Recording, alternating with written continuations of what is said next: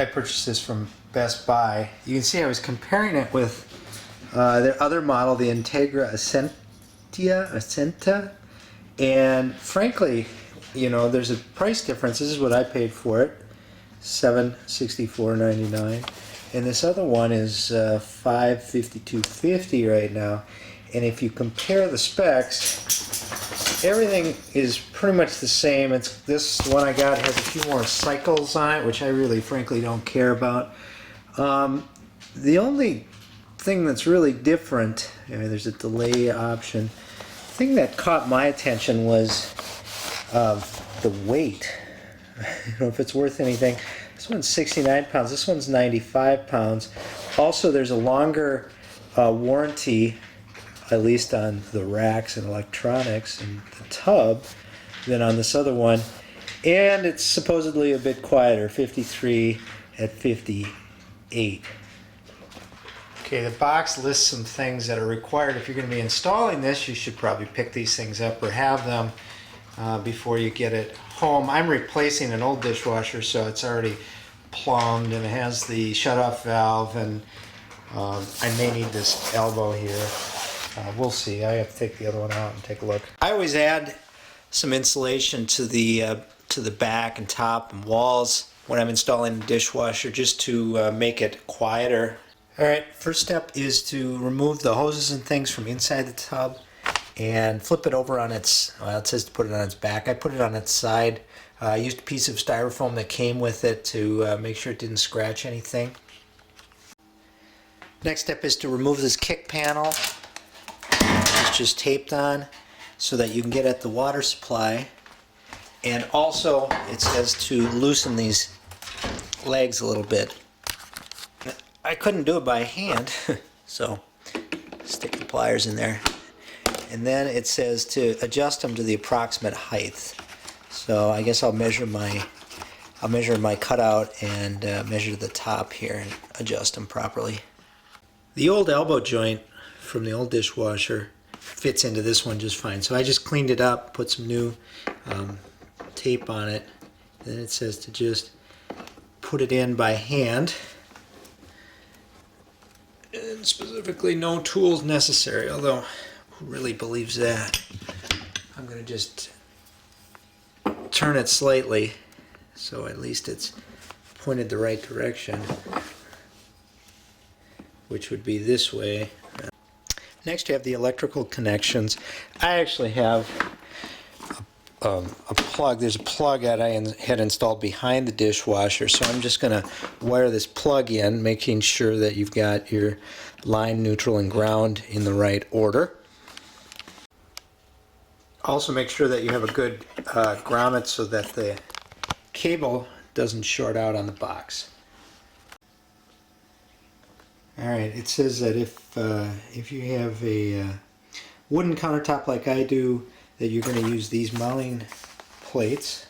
Now they have sort of an angle to them that isn't shown on this two-dimensional diagram here, and it's not entirely clear to me how they're supposed to go in. Obviously there are slots here and this goes in here, but I'm going to say it's got to go like this and then slide over, and it's above, I guess, this rubber strip. We'll see when I get it installed if that looks right.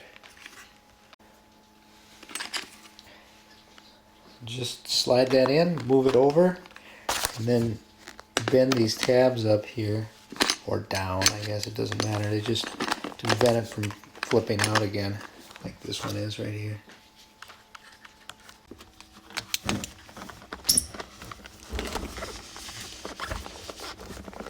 Okay, it says to make sure that this is turned towards the sink, which is actually over that way, but don't turn it when this is already on. I think you can break this off pretty easily, so release the pressure, then turn it, and then put it back on again. My water line wasn't long enough to attach before I pushed it into the cabinet, so I've got to make sure that this is running right up this channel, and then I'll push it in and connect it up over to there. Before I push this in, I wanted to show you what the salesman showed me and sort of sold me on this. I don't know if it's true or not, but if you look at the Ascenta line, it doesn't have any of this. This is apparently this water. There's a tray in there. If it were to leak, it actually leaks into that tray, and it can pump it out through there. That's something that's not on the other thing. If you look at the side, it's very basic. It's got more insulation around it. It's got the stainless inside. The bottom on this one is stainless steel, whereas the other one is plastic. Those are some of the differences that I had noticed. Now I just need to tighten up this water line. This part of the fitting doesn't need the Teflon tape on it. The other end of this drain hose then is going to come up, and in my case I have a garbage disposal, so it will attach to the garbage disposal using this. Alright, to level it this way, you're going to adjust these feet down here. It's pretty level. And to level it this way, so that this way, there is a screw here, right here. And if you turn that raises the, you turn it clockwise and it raises the foot that's at the back of the dishwasher.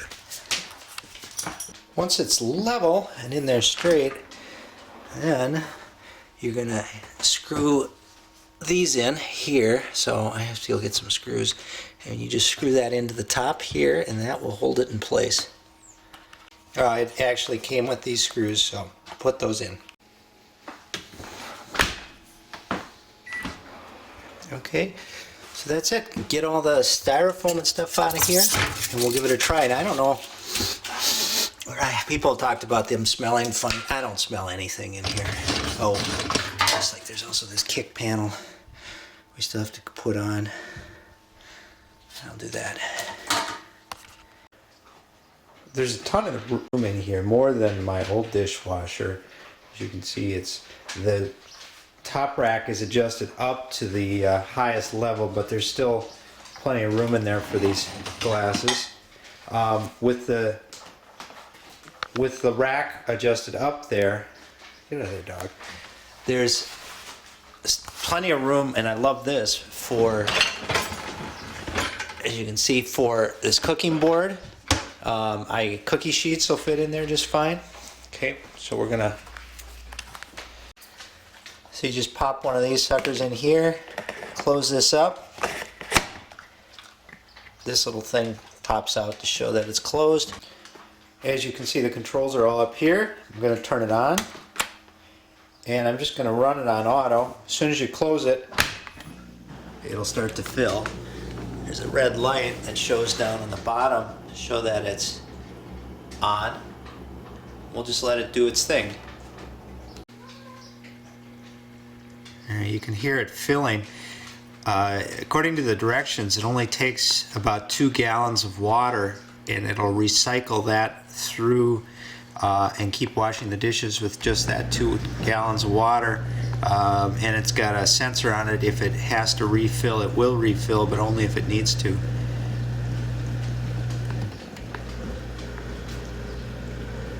You can hear it already spraying the water around.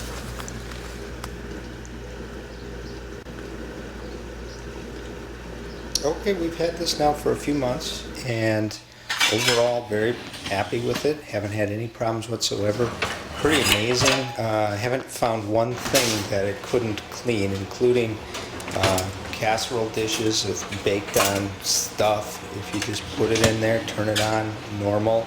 Everything always comes out clean. One thing I show, we use this, I'd never used this jet dry before, and supposedly because it doesn't have a heating element in it, you're supposed to use that so that the stuff dries. We've used, you know, every kind of these little single-use packets, and all of them seem to work just fine. One thing I really like on it is this. You know, my old dishwasher didn't have this. Instead of having to bend down here, it's right here, and you can pull that back without bending over. It's nicer than you might think. These racks are very sturdy, and they're easily adjustable to. I'm not going to adjust it. You'll have to take my word for it, but it's on its basically its lowest setting. If I pull this back, I can I can move it down, although everything seems to fit in here just fine, and with it up high it gives us more room down below. The jet dry here goes in here and it dispenses automatically. I like the fact, although I never clean off the dishes before I put them in there. It just works. Of course, I fight with my wife who has to wash the dishes before we wash the dishes, but very rarely have much end up down in the drain here. But this just comes out here, and then you can pull this out and clean off anything that ends up in there. If I had to say there was any negatives about it, I suppose I would say that this, maybe I'm not doing something right, but it always, when you're done, it'll say clean, and it's on auto. We always leave it on auto. In order to recycle it, you have to turn it off and turn it on, and then when you close it, it will automatically start up. So, I don't know, it seems like an unnecessary step. It does take a long time to do a load of dishes, and then the other annoying thing is that it makes a pretty loud beeping noise after it's done with its cycle. I think it wants you to open the door, and that beeps 3 times, then it waits a minute, then it beeps 3 times, and then I think it's done at that point. But it's annoying if you're in bed and listening to it beeping.